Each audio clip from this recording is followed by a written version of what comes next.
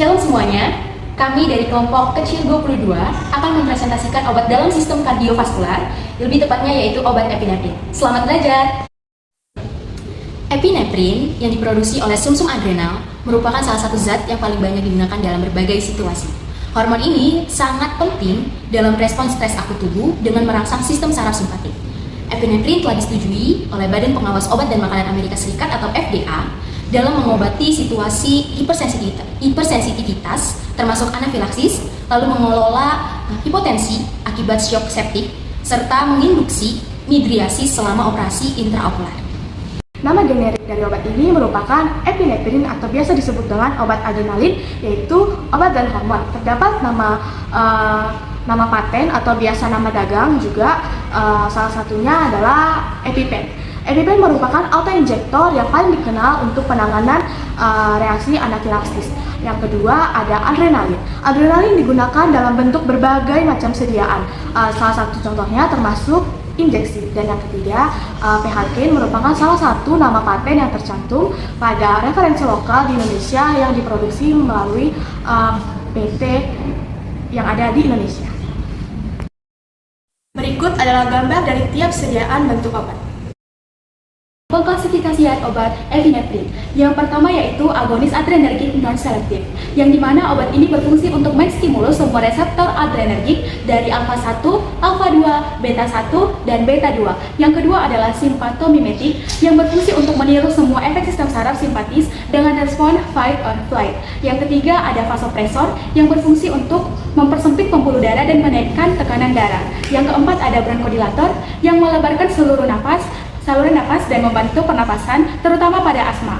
Yang kelima ada obat anti-shock atau anafilaksis, yang berfungsi untuk obat pilihan pertama untuk mengatasi pencegahan reaksi alergi. Yang keenam ada obat resusitasi jantung, yang berfungsi untuk penggunaan pada saat prosedur ACLS ataupun CPR pada saat proses henti jantung. Saya akan menjelaskan tentang indikasi dan juga kontraindikasi pada obat epinefrin. Kita masuk pada indikasi. Kapan sih obat ini dapat diberikan kepada pasien? Itu yang pertama pada saat anafilaksis atau resiko alergi berat, di mana obat ini menjadi obat utama yang diberikan melalui intramuskular. Kemudian yang kedua itu ada henti jantung atau cardiac arrest, di mana ini diberikan saat insusilasi jantung paru melalui injeksi intravena. Kemudian yang ketiga itu ada bronkospasme. Ini merupakan gejala di mana ketika orang mengalami asma yang belum membaik dengan obat lain. Kemudian itu yang keempat ada hipotensi refraktor. Ini merupakan masa di mana diberikan sebagai inhalasi untuk membuka saluran nafas atas. Kemudian itu yang kelima ada kram pada anak, di mana ini membantu mengurangi pendarahan dan juga membantu memperpanjang efek dari anestesi. Yang terakhir itu ada vasokonstriktor, di mana ini berguna sebagai vasopresor bila mana cairan saja tidak cukup. Selanjutnya kita masuk pada kontraindikasi pada obat epinefrin. Nah, artinya ini obat ini tidak dianjurkan diberikan kepada pasien atau dapat digunakan tapi dengan hati-hati. Yaitu yang pertama kepada pasien yang mengalami alergi terhadap obat epinefrin ini atau sulfit. Kemudian yang kedua pada pasien yang mengalami penyakit jantung koroner berat atau aritmia ventrikel. Kemudian yang ketiga pada pasien yang mengalami hipertensi yang berat yang tidak terkontrol. Kemudian yang keempat glaukoma, sulur sempit. Kemudian yang kelima penggunaan bersamaan dengan anestesi inhalasi atau disebut dengan halutan. Dan yang terakhir pada ibu hamil. Pada ibu hamil tidak dianjurkan mengonsumsi obat ini, tetapi dianjurkan ketika manfaat obat ini lebih besar daripada risiko. Meskipun obat ini sangat bekerja dengan efektif, tentu saja ada efek samping yang dapat dipengaruhi oleh obat epinefrin ini. Efek samping dapat kita lihat mulai dari efek samping ringan hingga serius. Efek samping ini muncul karena obat epinefrin ini bekerja dalam sistem saraf simpatik tubuh. Untuk efek sampingnya dapat kita lihat pada layar. Farmakodinamik epinefrin terbagi menjadi 4 bagian. Yang pertama, stimulasi reseptor adrenergik. Epinefrin bekerja dengan menstimulasikan saraf simpatis melalui reseptor alfa dan beta adrenergik. Efek yang ditimbulkan bergantung pada reseptor yang dominan distimulasikan dan dosis yang diberikan. Alfa 1 reseptor menyebabkan penyempitan di pembuluh darah di bagian kulit mukosa, dan bagian dalam. Hal ini berkontribusi pada peningkatan tekanan darah. Alpha 2 reseptor meskipun kurang dominan dibandingkan alpha 1 dan beta, alpha 2 reseptor berperan juga dalam vasokonstriksi. Reseptor beta adrenergik. Beta 1 reseptor yang banyak ditemukan di jantung menyebabkan peningkatan kontraktilitas otot jantung atau efek intropik positif. Peningkatan denyut jantung atau efek kontropik positif, peningkatan kardiak output atau curah jantung, peningkatan tekanan darah. Beta 2 reseptor yang banyak ditemukan di otot polus bronkus dan pembuluh darah otot rangka yang menyebabkan relaksasi otot polus bronkus atau bronkodilatasi, membantu meredakan bronkospasme pada asma atau aspiaksis. Vasodilatasi pada pembuluh darah otot rangka dalam dosis rendah, epinefrin dapat memicu vasodilatasi yang dimediasi reseptor beta 2. Efek metabolik seperti peningkatan glikogenolisis atau pemecahan glikogen menjadi glukosa di hati dan otot yang menyebabkan peningkatan kadar gula darah. 2 efek farmakologis spesifik. Yang pertama, sistem kardiovaskular, meningkatkan tekanan darah atau sistolik dan diastolik, meningkatkan denyut jantung dan kontraktilitas miokard, meningkatkan aliran darah koroner dan cerebral, sistem pernapasan, bronkodilatasi, meredakan sesak nafas dan menge. Efek lain, relaksasi otot iris, menyebabkan midriasis atau dilatasi pupil, mencegah sel emas melepaskan histamin dan mediator inflamasi lainnya, menjadikannya sangat efektif dalam penanganan reaksi alergi dan anafilaksis. 3. Onset dan durasi kerja. Epinefrin memiliki onset kerja yang cepat dan durasi kerja yang singkat ketika diberikan secara parenteral dan suntikan. Ini dikarenakan epinefrin dimetabolisme dengan cepat oleh enzim monoamin oksidase dan katalkol metil transferase. 4. Dosis bergantung efek. Efek epinefrin sangat bergantung pada dosis. Dosis rendah cenderung menstimulasi reseptor beta lebih dominan, sedangkan dosis tinggi akan mengaktifkan reseptor alfa secara lebih kuat. Farmakokinetik ini di mana yang pertama ada absorpsi. Epinefrin dapat diserap dengan baik jika diberikan secara intramuskular dan atau subkutan. Tetapi lebih efektif lagi jika diberikan secara intravena karena langsung masuk ke dalam peredaran darah. Epinefrin ini tidak dapat diberikan secara oral karena akan dirusak oleh enzim pencernakan dan hati, sehingga tidak akan memberikan efek yang diinginkan. Yang kedua adalah distribusi. Setelah masuk ke dalam darah, epinefrin akan tersebar ke berbagai jaringan, sehingga epinefrin ini juga dapat menembus plasenta dan juga ASI.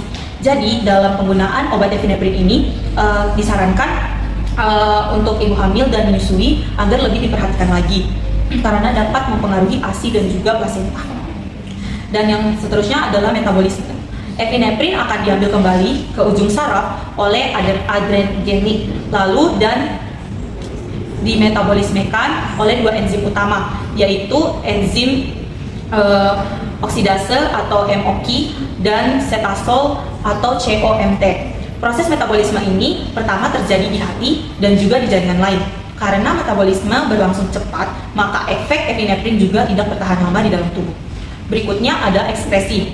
Setelah metabolisme epinefrin dikeluarkan melalui urin dalam bentuk metabolit, yaitu konjugta, glukorida atau sulfat, ekskresi ini membantu menghilangkan sisa obat dari dalam tubuh. Epinefrin juga tidak memakan waktu paru yang lama, tetapi membutuhkan waktu yang singkat, yaitu kurang dari 5 menit setelah diberikan. Artinya dalam waktu kurang dari 5 menit, obat itu sudah berkurang setengah dari dalam tubuh. Dosis dan cara pemberian obat epinefrin. Yang pertama, henti jantung. Pada kasus ini menggunakan rute intravena dan intraseus. Dosis yang digunakan adalah 1 mg dengan menggunakan larutan 0,1 ml per miligram yang diberikan setiap 3 hingga 5 menit atau dengan cara diberikan melalui rute endotrakeal dengan dosis 2 hingga 2,5 mg pada setiap 3 hingga 5 menit. Yang kedua ada syok anafilaksis. Untuk syok anafilaksis pada orang dewasa dan anak-anak dengan berat badan 30 kg atau lebih, dosis yang digunakan adalah 0,3 hingga 0,5 mg atau setara dengan 0,3 hingga 0,5 ml. secara intravena dan subkutan setiap 5-10 menit. Untuk melalui rute intravena, dosis awal tipikal adalah 0,1 mg setara dengan 1 ml.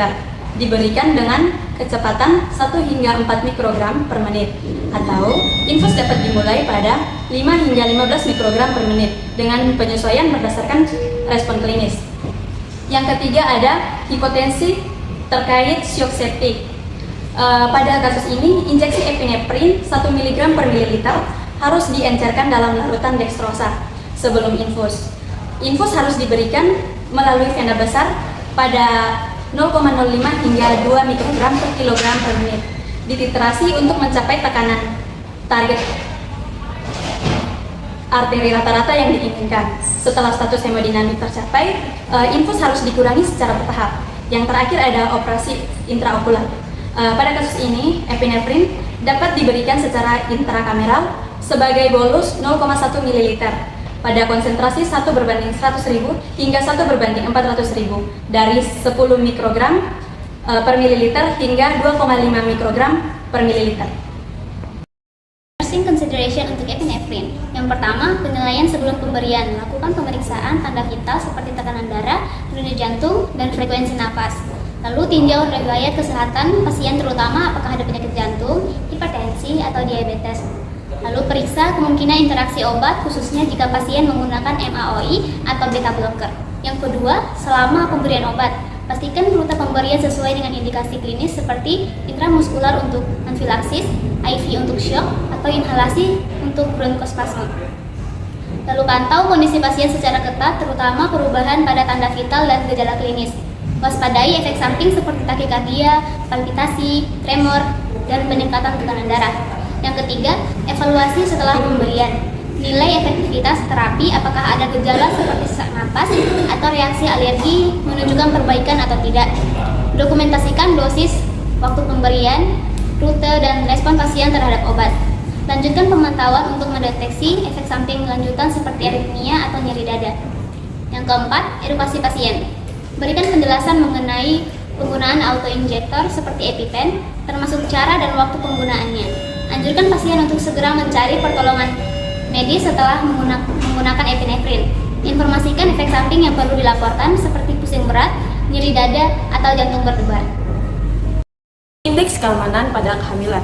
Nah, seperti yang sudah kita dengarkan tadi, epinefrin adalah obat yang digunakan dalam keadaan darurat, terutama untuk mengatasi masalah alergi berat atau parah, dan juga beberapa masalah kardiovaskular. Nah, saat penggunaan epinefrin pada ibu hamil, itu kita harus melakukannya dengan sangat hati-hati, karena obat epinefrin ini termasuk dalam golongan C oleh FDA. Dan selama penggunaan epinefrin juga itu bisa meningkatkan tekanan darah tinggi dan juga denyut jantung yang tinggi. Maka dari itu sangat penting untuk memantau respon kardiovaskular yang digunakan oleh pasien yang sedang hamil. Special precaution obat epinefrin. Yang pertama, penyakit kardiovaskular. Epinefrin dapat menyebabkan peningkatan tekanan darah dan denyut jantung yang beresiko memperburuk kondisi pasien dengan hipertensi, aritmia, ataupun penyakit jantung koroner. Kemudian yang kedua, hiperfungsi tiroid atau hipertiroidisme. Respons terhadap epinefrin bisa berlebihan dan dapat memicu gejala seperti takikardia ataupun tremor. Yang ketiga, diabetes mellitus. Epinefrin dapat meningkatkan kadar glukosa darah melalui efek antagonis terhadap insulin. Yang keempat, pasien lanjut usia. Resiko efek samping seperti aritmia jantung meningkat pada pasien lansia. Kemudian yang kelima, penggunaan bersama obat lain. Obat-obatan yang dapat menghambat efek presor epinefrin meliputi A blocker, vasodilator seperti nitrat, diuretik, dan antihipertensi. Obat-obatan ini dapat mengurangi efek vasokonstriktor epinefrin yang berpotensi mengurangi kemampuannya untuk meningkatkan tekanan darah. Kemudian yang terakhir, pemberian epinefrin intravena harus dilakukan dengan pengawasan ketat, hanya dalam situasi darurat dan sebaiknya diencerkan. Pemantauan tekanan darah, irama jantung, dan fungsi pernafasan juga sangat penting.